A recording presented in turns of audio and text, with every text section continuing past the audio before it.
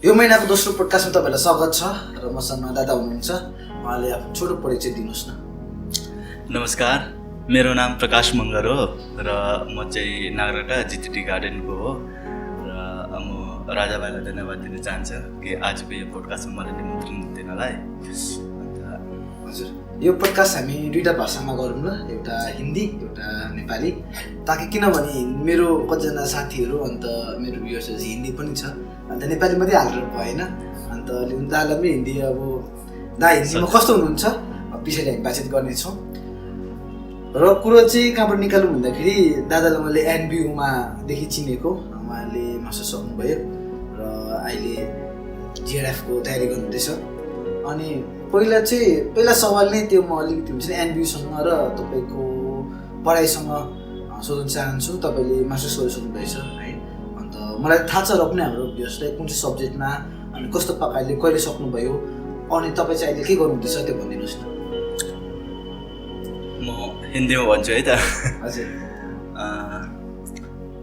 वैसे मेरा बैच था 2021 से 2023 और मैंने हिंदी विषय में एमए किया है और अभी फ़िलहाल जुलाई में ही मेरी मास्टर्स ख़त्म हो चुकी है। तो मैं अभी फ़िलहाल नेट जेआरएफ के प्रिपेयर कर रहा हूँ साल 2021 से लेकर 2023 तक। और इस दौरान मैंने बहुत कुछ अनुभव किया, जैसे छात्रावास जीवन यानी हॉस्टल लाइफ में, फिर एनबीयू में, फिर उसके बाद अभी यही पिछले महीने जुलाई में मैं वहाँ से निकला। तो अभी मैं फ़िलहाल नेट जेआरएफ की तैयारी कर रहा हूँ।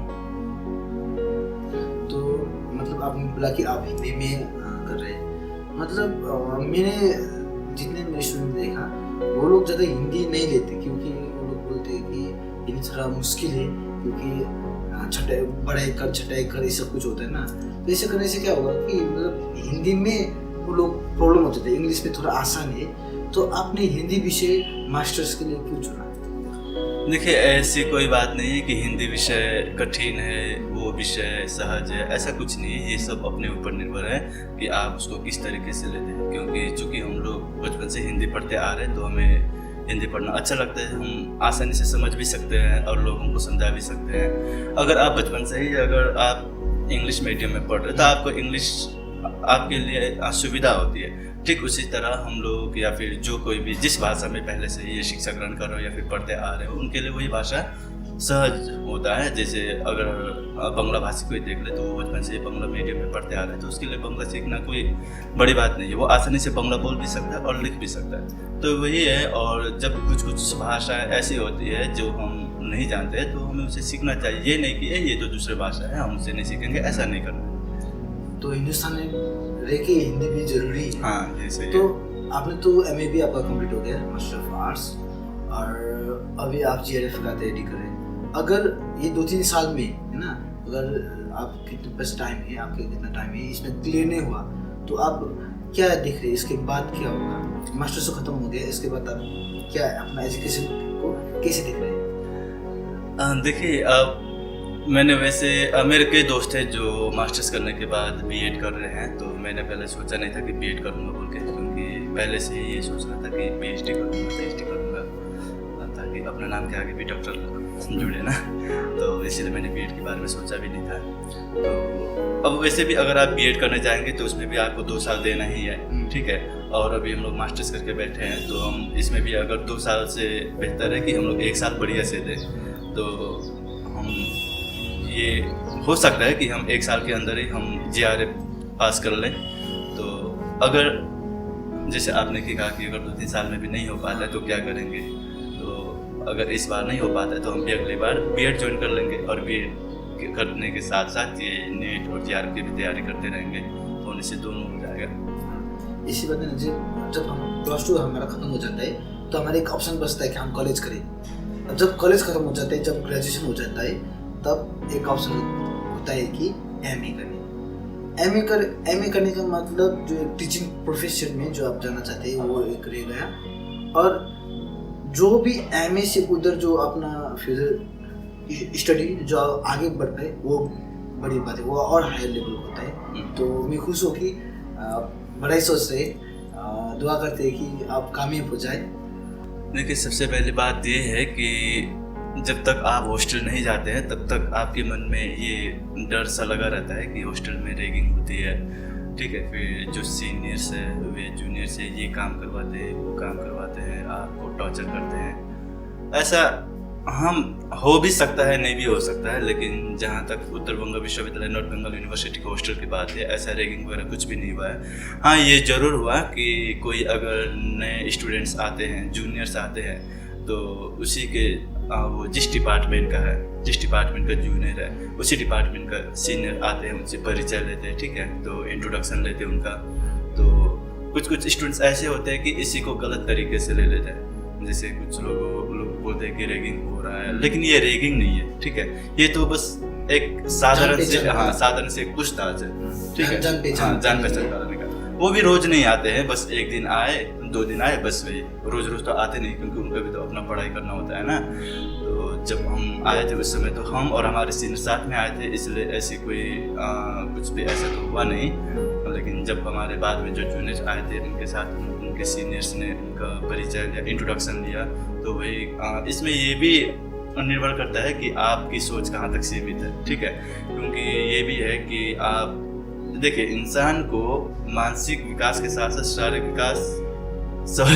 विकास के साथ साथ मानसिक विकास भी अच्छा होना चाहिए। क्योंकि अगर आप शरीर से तो एकदम स्वस्थ हैं, लेकिन अगर आप मानसिक तौर पर आप कमजोर हैं, तो फिर आप उससे गलत तरीके से लेते हैं, ठीक है। लेकिन अगर आप मजाकिया अंदाज में हैं, भले ही आपका शरीर उतना वो नहीं है, स्वस्थ नहीं है, लेकिन फिर भी आपका मानसिक संतुलन बढ़िया है, तो फिर आप किसी भी चीज़ को आसानी से संभाल सकते हैं, ठीक है। जैसे हम लोगों ने किया। फिर इसके बाद हम किसी भी चीज़ को हम उसका नकारात्मक रूप से या फिर नेगेटिविटी रूप से हम नहीं देखते थे, ठीक है।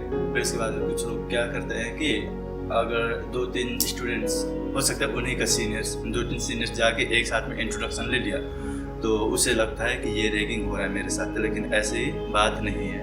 और आपने एनडीयू में 2 साल का एकेडमिक सेशन गुजारा और हॉस्टल में भी रहे, आपका क्या रहा अनुभव?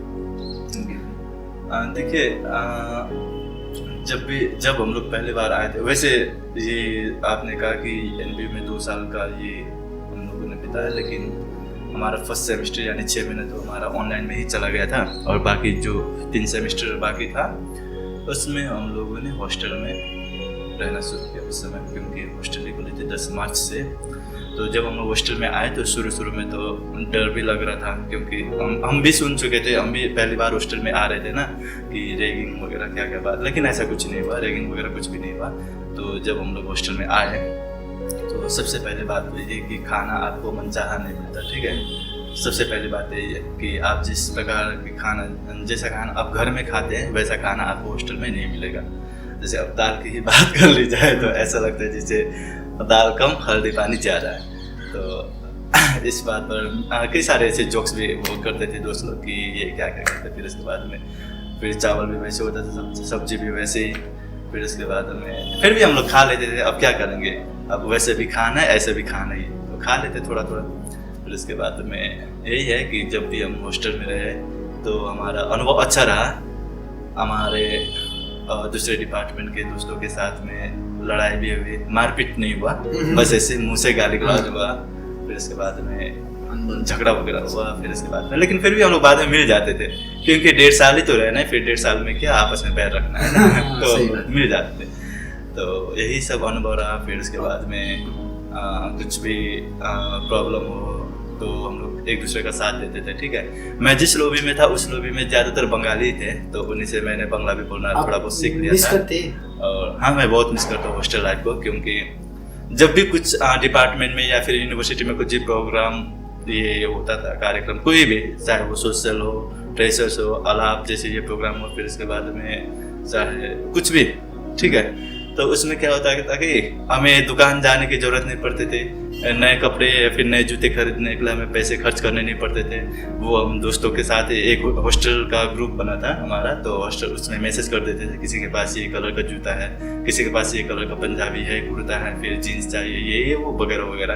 तो उसे मिल जाता था, हाँ मेरे पास ये ले लो, ऐसे होता था। तो ऐसा ही होता, तो हम उसी से ले लेते थे, तो हम ज़्यादा पैसे खर्च नहीं करते। तो ऐसा लगता था जैसे आप सिटी सेंटर या फिर किसी भी बड़े मॉल में जाएंगे तो वहाँ पर एक से बढ़कर एक ब्रांड देखने को मिलेंगे, जैसे ट्रेंड्स हुआ, फिर इसके बाद में एडिडास हुआ, हाँ पूमा, कई सारे ब्रांड देखने को मिलते हैं मॉल में। तो वही ब्रांड्स आपको हॉस्टल में भी देखने को मिल जाते थे, ठीक है। तो ऑप्शन बहुत होता था, ऑप्शन बहुत होता था। तो कई लोग बोलते थे ये देखो है मेरे पास। तो आपके पास ऑप्शन क्या था कि आप सबको बारी बारी से देखेंगे, फिर आपको जो अच्छा लगता था आप उसी को उठा लीजिए। हम भी वही करते थे। फिर इसके बाद मेरे कपड़े भी मेरे दोस्त ले जाते थे, दोस्तों के कपड़े भी मैं पहनता था। फिर जब भी किसी दूसरे डिपार्टमेंट का कुछ भी ये प्रोग्राम वगैरह या फिर कुछ भी कार्यक्रम या फिर कुछ भी जैसे डिपार्टमेंट का फ्रेशर्स हुआ, फिर उसके बाद फेयरवेल हुआ, तो इसमें सबसे ज्यादा कपड़ा मेरा ही गायब होता था। इसका मतलब जो भी हो आप लोग एक आपसे से भाईचारा में रहते थे। और इस मैंने जैसे पहली बात था 2 साल में आपने सिर्फ पढ़ाई में ध्यान दिया या कॉलेज के बाद कुछ अदर से एक्टिविटीज में भी किया? देखिए मेरे शुरू से ही ये विशेषता रही है कि मैं पढ़ाई के साथ साथ दूसरे काम में भी मैं अपना बहुत समय देता था। जैसे अगर पढ़ाई के साथ साथ अगर कहीं कुछ प्रोग्राम हो, कुछ भी, जैसे यूनिवर्सिटी में देख लीजिए कि पढ़ाई भी करना है, फिर इसके बाद सोशल है, और वैसे मुझे ये प्रोग्राम में पार्टिसिपेट करने का बहुत मन करता है, जैसे नाच गान हो या फिर कुछ भी एक्टिविटी जो कुछ भी। आप डांस भी करते हैं। सही सुना आपने। तो वैसे मैं ये टाइम दे देता था, मैं टाइम दे पाता था, और मुझे ये समय कैसे कब यूज करना है, कहाँ कितना समय देना है, वो मुझे अच्छे से आता है, ये मेरा मानना है, ठीक है।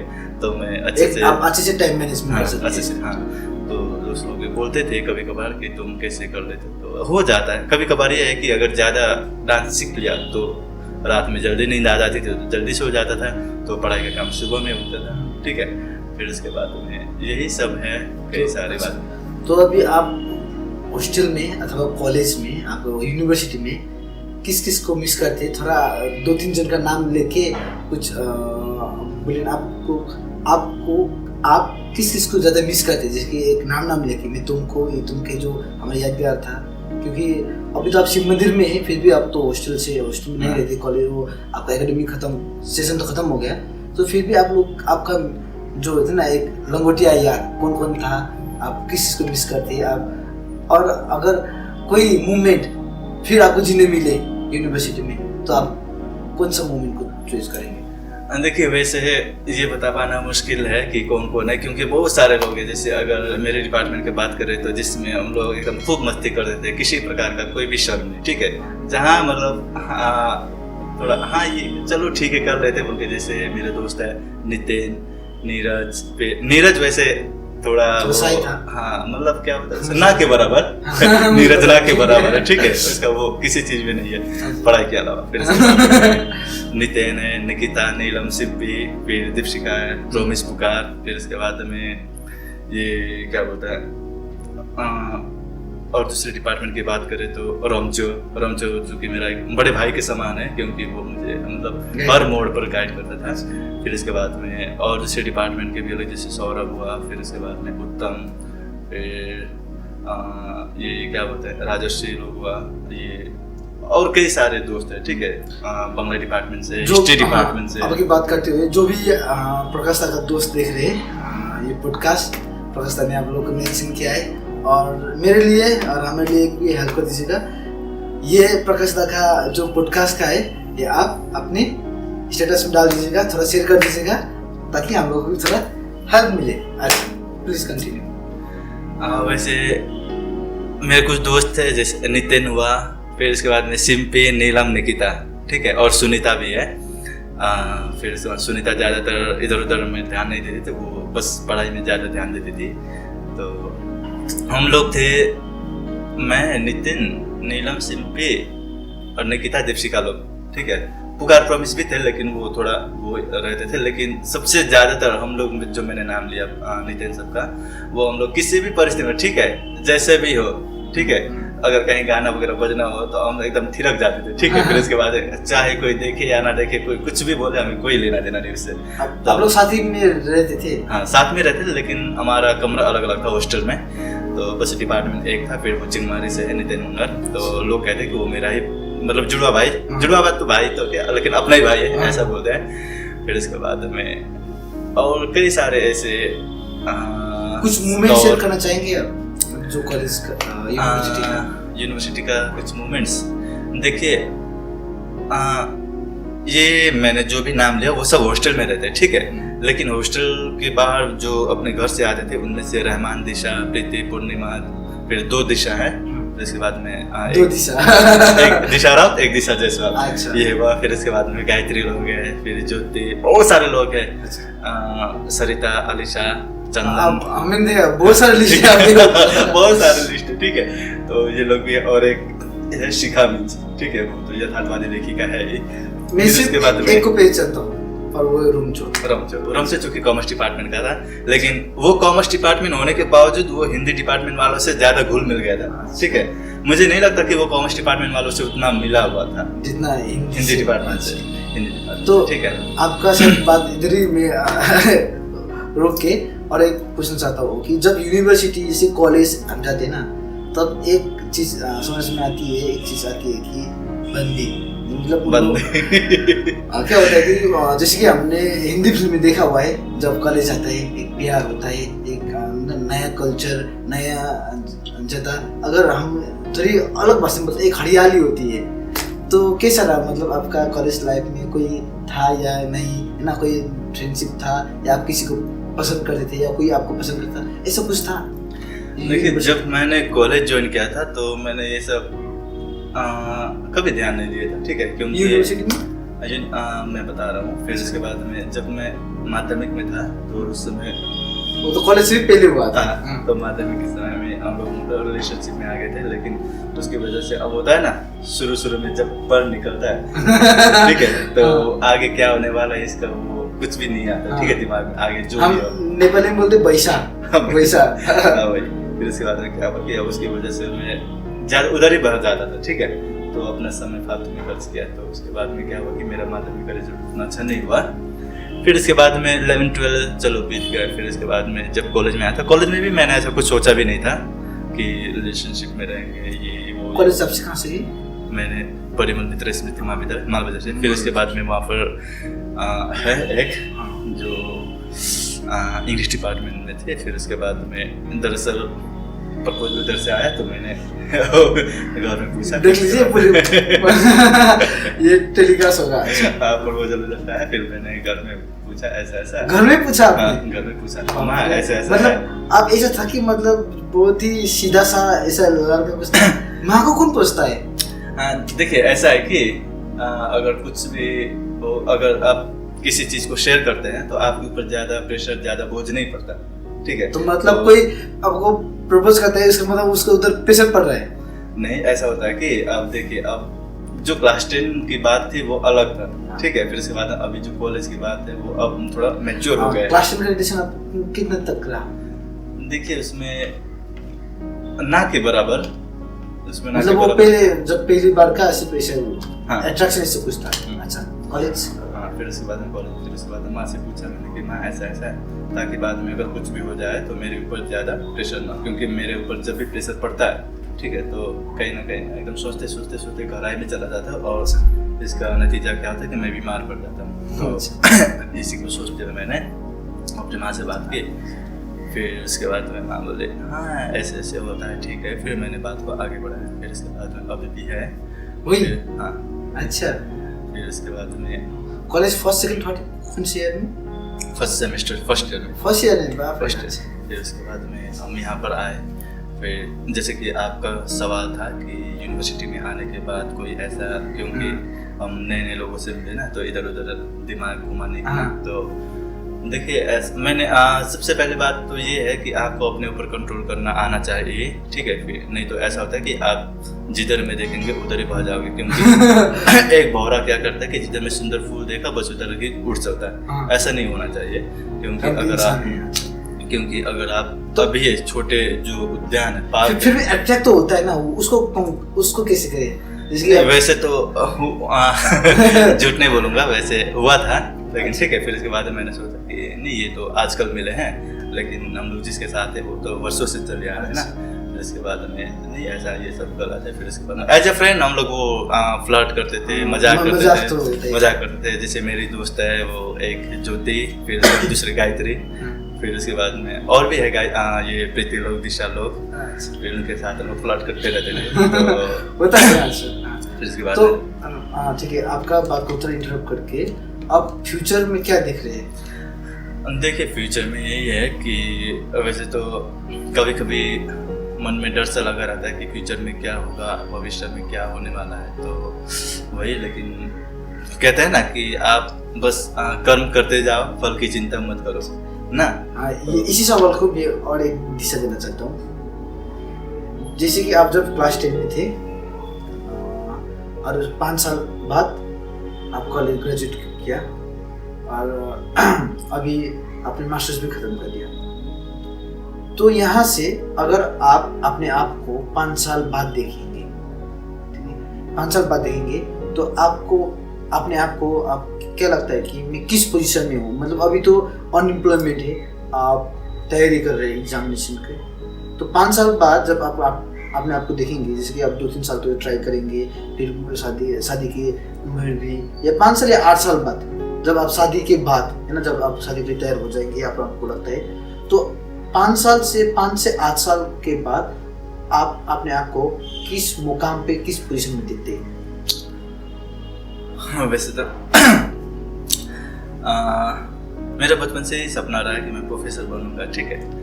तो अब जैसे कि आपका सवाल है कि 5 साल के बाद आप अपने आप को किस जगह पर देखेंगे, तो अगर लक साथ दिया, ठीक है, अगर समय ने भी साथ दिया, मैं भी मेहनत करूंगा, ठीक है, तो फिर उसके बाद मैं अपने आप को एक प्रोफेसर के रूप में देखना चाहता हूँ। मतलब आपका मोटिव 5 साल बाद, हाँ, ठीक है। फिर इसके बाद में जो भी हो, लेकिन मैं ये शिक्षण के क्षेत्र में ही जाना चाहता हूँ, ये टीचिंग। अगर नहीं हुआ तो नहीं हुआ तो देखिए, मैंने तो अभी तक दूसरे फील्ड के बारे में सोचा भी नहीं है, क्योंकि दूसरे फील्ड के बारे में सोच भी नहीं सकते, क्योंकि मुझे उसमें अब एक होता है ना, अपनी इच्छा होती है कि ये करूँगा वो करूँगा, चाहे वो काम कैसा भी हो, लेकिन आप उसी फील्ड में जाते हैं तो आपको करने का मन लगा रहता है, ठीक है। लेकिन आप ना चाहते हुए भी आप दूसरे फील्ड में जाते हैं, चाहे उससे आपका मतलब जितना भी सैलरी या फिर तनख्वाह आता है, ठीक है, लेकिन आपको वही सेटिस्फेक्शन नहीं हो पाता है। तो वही है कि जो भी हो कम कमाओ लेकिन तुम खुश रहो, हाँ, खुश रहो। मतलब ये हाँ जी। अच्छा, तो ये बातचीत तो हो गया हमारा हिंदी में। थोड़ा सा आपको मैं नेपाली को उधर जाना चाहता हूँ। तपाईँ नेपाली हो? अब कसरी पहिलाकै छै, अलिकति यसलाई रोचक बनाऊँ ल। तपाईँ नेपाली हो होइन?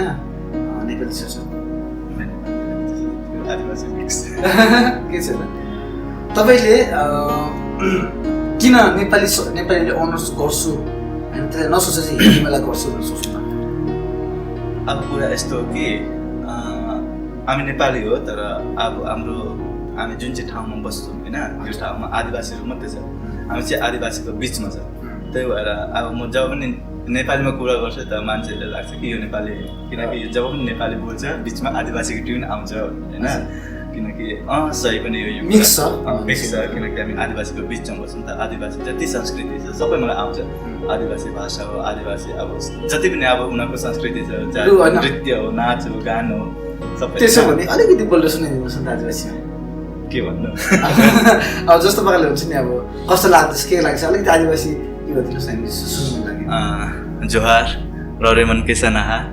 तो जे भी ये वीडियो के देखो था, कृपा करके ये वीडियो के लाइक और सब्सक्राइब करने का कोशिश करवा। और जो कि बचपन से लेकर एकांत तक जवानी तक ज़्यादा से ज़्यादा मात्र नेपाली से ज़्यादा आदिवासी संग में नहीं आए हैं। तो उससे उनके उनका रीति रिवाज, उनका रहन सहन, खान पान, संस्कृति सब के मुझे अच्छे से मतलब पता है, ठीक है। उनका चाहे वो शादी करे वो या फिर कुछ में भी, तो संगीत हो सब आवेला मुझे।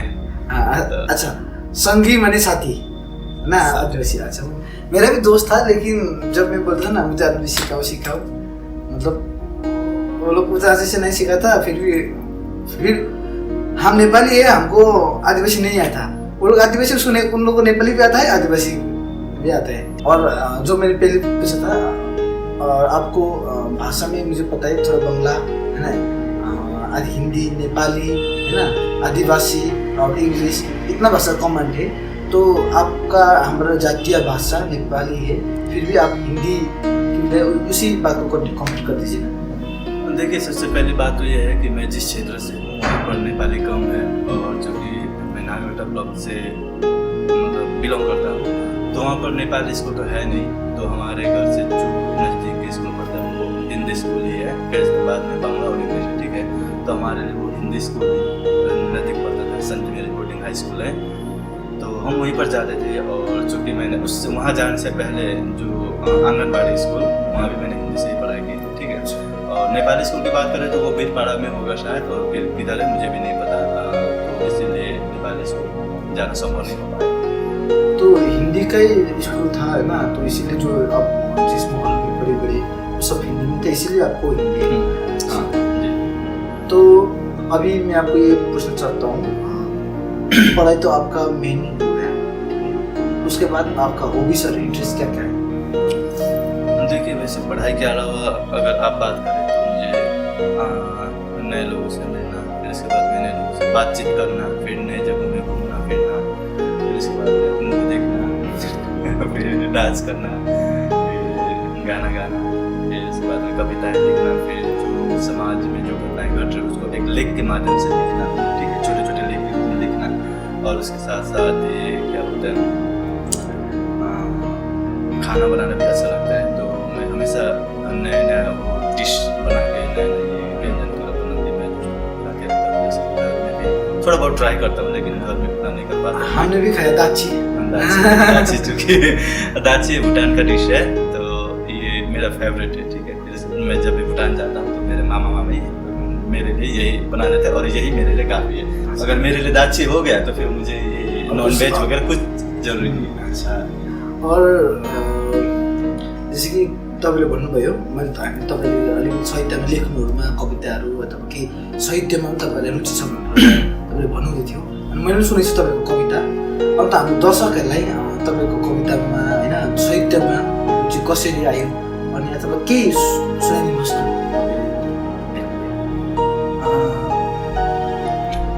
खास गरी अब कुरा यस्तो हो कि अब मैले अब जति पनि लेखेको छु त्यो मैले एउटा डायरीमा लेखेको छु होइन। अन्त मेरो फोनमा पनि एक दुईवटा कविता थियो, तर अहिले छैन, त्यही भएर अब तर मलाई थाहा छैन। अब मतलब पन्थी त अब त्यसको भाव त मलाई थाहा छ, तर भाव मात्रै सुनेर त अब के भन्दा अब त्यो कविताको पन्थी कस्तो हो के हो होइन, त्यो भएको चाहिँ राम्रो, त्यो चाहिँ अलिक राम्रो हुन्थ्यो। तर अब यही हो कि मैले जुन चाहिँ कविता लेखेको छु त्यो चाहिँ अब म चाहिँ अब कल्पनामा जान्न कि अब कल्पना अब सोचेर चाहिँ अब मतलब म चाहिँ जे हेर्दैछु प्रत्यक्ष आँखालाई होइन, जुन चाहिँ यथार्थ मतलब हेर्दैछु घटना समाजमा घटिरहेको छ, जुन चाहिँ घटनाहरू समाजमा घटिरहेको छ होइन, त्यही घटनाहरूलाई उयो विषय बनेर आधार बनेर म चाहिँ कविता लेख्छु होइन। अन्त जस्तो लास्ट टाइम दार्जिलिङ गएको थियौँ, अब दार्जिलिङ गएको थिइनँ मैं पहिला हामी दार्जिलिङ गएको थियौँ। अन्त अब हुन्छ नि अब नयाँ जग्गामा जानुभन्दा पहिला अब कसैलाई भन्छ नि ए हामी त्यो जग्गामा जान्छौँ, अन्त फेरि एक्साइटेड हुन्छ होइन कि जान्छु, फेरि यस्तो हुन्छ कि अब कहिले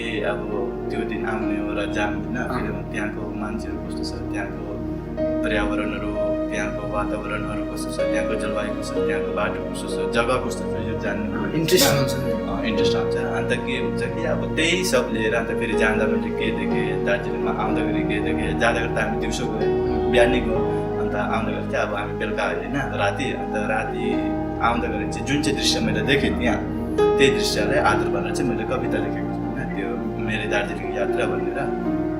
मैले यसको विषय दिएको चाहिँ क्यों बहकता है होइन, तपाईँले सायद उयो सुन्नुभएको होला गाना क्यों मचलता है, त्यस्तै प्रकारले मैले उयो विषय दिएको छ, विषयको शीर्षक होइन। अन्त फेरि बादमा कतिवटा कविता मैले लेखेको छु, जस्तो एउटा उयो गुलदस्ताको माथि लेखेको छु। अब गुलदस्ताको स्थिति पहिला र के छ याद छ भने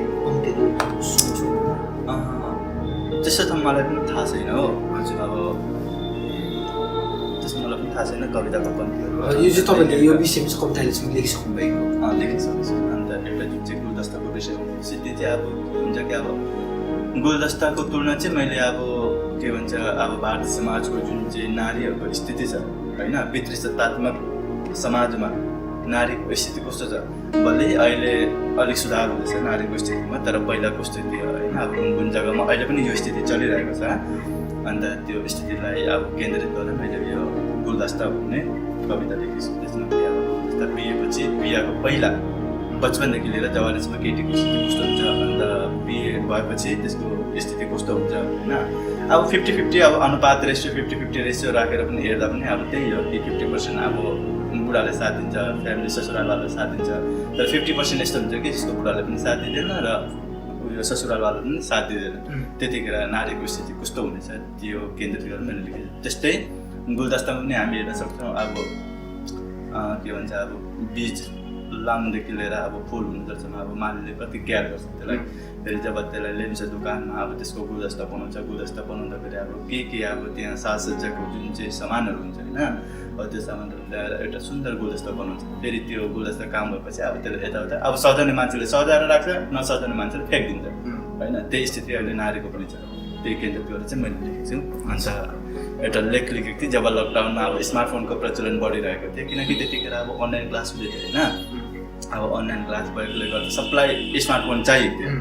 अन्त त्यसमा के हुन्छ कि अब बगान लु अब जो अब गभर्मेन्ट जब अब कि त यो स्यालेरी थुप्रो छ तिनीहरूको त केही प्रब्लम छैन, तर जसको आमा बाबाहरू यो के भन्छ बगानमा काम गर्दैछ, मजदुरी गर्दैछ, अब उनीहरूलाई त अलिक साह्रो छ नि त फोन किन्नु।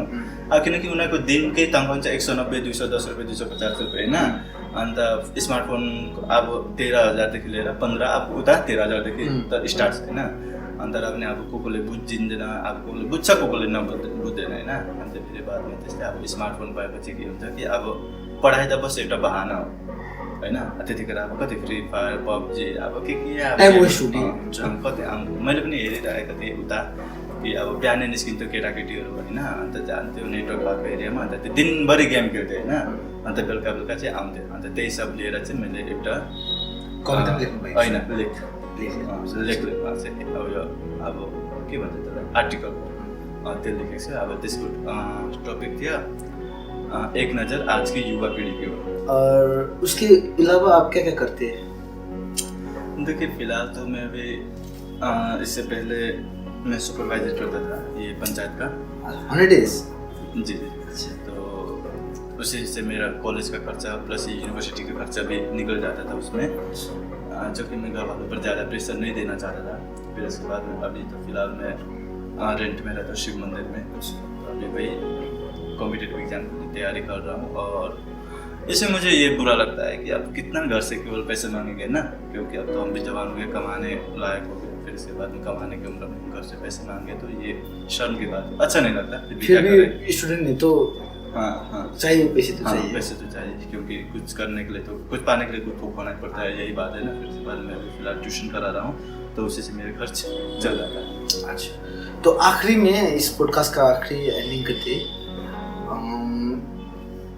जैसे कि आपने अभी बताया आप यूनिवर्सिटी लिया, एमए भी कंप्लीट किया, अब साहित्य में भी इंटरेस्टेड, और अपना खर्चा आप जो आपने बोला आपका जो इंटरेस्ट है आप जो करते, तो आखिर में जाके है ना आपका लाइफ का एक्सपीरियंस अभी तक, क्योंकि लाइफ तो जीना बहुत ही है, अब अभी तक आपने सबसे बड़ी लाइफ में जो ना अचीवमेंट नहीं क्या सीखा, और अचीवमेंट नहीं आपने अभी लाइफ में जी के आपको क्या पता चला है, ये होता ना क्या सीखा अभी तक लाइफ ने आपको क्या सिखाया, और हमारे जो भी दर्शक अथवा आपका जो जूनियर और सीनियर है उन लोगों को क्या मैसेज देना चाहते हैं इस पॉडकास्ट से?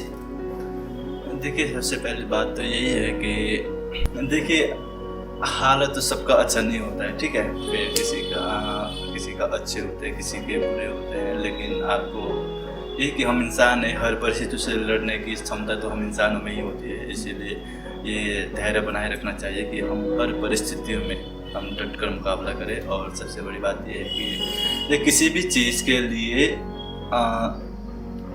दूसरों पर निर्भर नहीं होना चाहिए। और जल्दी में किसी भी चीज़ को करने के लिए जैसे उतावला होता है ना, उतावलापन नहीं होना चाहिए, ठीक है। क्योंकि अगर आप उतावले हो जाते हैं फिर हो सकता है आप जो निर्णय ले रहे हैं, जो डिसीजन ले रहे हैं वो गलत भी साबित हो सकता है। तो ये है कि अब देखते हैं, बस यही है कि जैसे मैंने पहले कहा कि कर्म करते जा फल की चिंता मत करो। बस यही कि धैर्य बनाए रखना है, हिम्मत हारना नहीं है, क्योंकि समय तो सबका बदलता ही रहता है ना। तो फिर उसके बाद यही है कि नहीं हो रहा है मैं छोड़ दूंगा, अब नहीं करूँगा, ये सोचना नहीं है। अगर आप ये सोचेंगे तो फिर आप इंसान हो ही किस लिए ना। क्योंकि एक कविता भी है, मैं कवि का नाम बोला कि अगर आप में कुछ करने की शक्ति नहीं है, ठीक है, आप दूसरों पर निर्भर है, आप ठीक होते हुए भी आप कुछ नहीं कर पा रहे, तो आप नर नहीं पशु के समान है, ठीक है। तो यही। अच्छा, थ्याङ्क यू सो मच प्रकाश दा, समय दिनुभएको लागि। अन्त आफ्नै दिनुहोस् न। अनि तपाईँको अनुभव हामी बिचमा साझा गरिदिनु भएको लागि। यदि तपाईँले यो पोडकास्ट अहिलेसम्म पनि हेरिरहनु भएको छ भने लिङ्कलाई स्टेटसमा हालिदिनुहोस्, च्यानल सब्सक्राइब गर्नुभयो होला, लाइक गरेर कमेन्ट पनि गरिदिनुहोस्। अनि अहिलेसम्म हेरिदिनु भएको लागि धन्यवाद। धन्यवाद।